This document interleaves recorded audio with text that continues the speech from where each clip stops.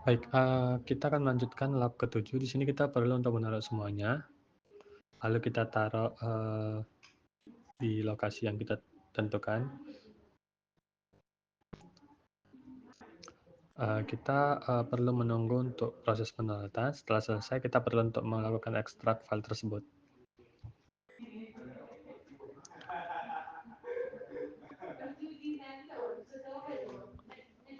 Setelah melakukan ekstrak, kita perlu mengecek terlebih dahulu. Tidak lupa kita harus memiliki Node.js ataupun kita perlu untuk mendownload Node.js di browser kita masing-masing. Oke, di sini kita perlu membuat file yang nantinya akan kita gunakan untuk praktikum lab ke-7 ini. Kita perlu membuka Visual Studio Code.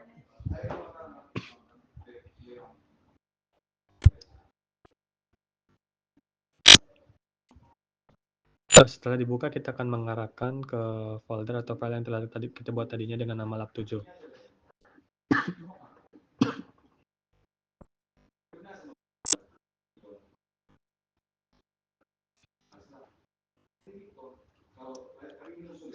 Setelah itu, kita buka terminal. Di terminal, kita akan mengecek dan mengetik npm spasi init.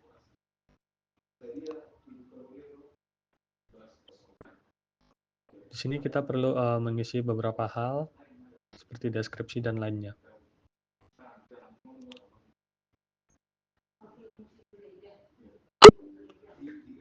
Karena kita melakukan latihan MQTT, kita menulisnya dengan latihan MQTT dengan mux. Oke, kita isi terlebih dahulu hingga selesai. Setelah selesai, intinya kita akan melakukan beberapa hal yang perlu kita lakukan untuk membuka tools.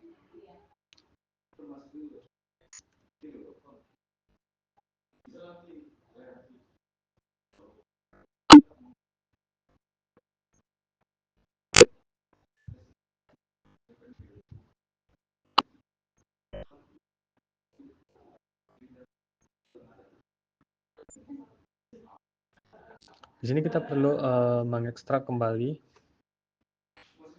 file yang kita perlukan untuk bisa ditaruh di file lab 7 ini. Atau yang tampil pada Visual Studio Code, kita menunggu untuk proses mengekstraksi file tersebut. Setelah sudah muncul filenya, kita dapat mengeluarkan file-file yang terdapat pada mqtwjs.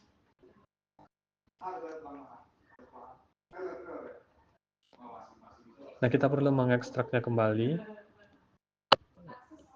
Dan setelah itu kita copy, kemudian kita taruh di lab 7.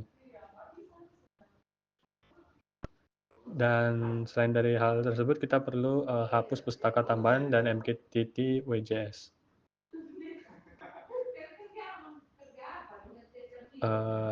Setelah itu kita lihat di Visual Studio Code, record bahwa sudah terinstall broker, publisher, dan pub dan subscribernya.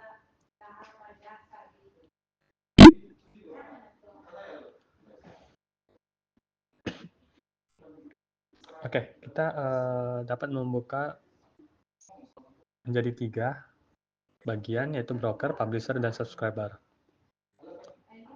Setelah itu kita membuka terminal dan membaginya juga menjadi 3 sesuai dengan broker, publisher, dan subscriber.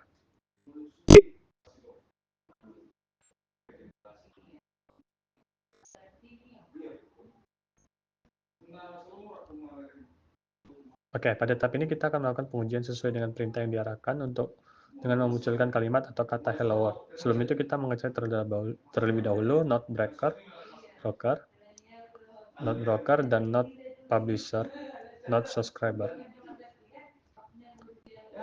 Oke, sudah jelas muncul topiknya. Nah, kita akan menjalankan. Ketika dijalankan, kita akan melihat bahwa pesan terkirim menunjukkan kalimat hello world nanti.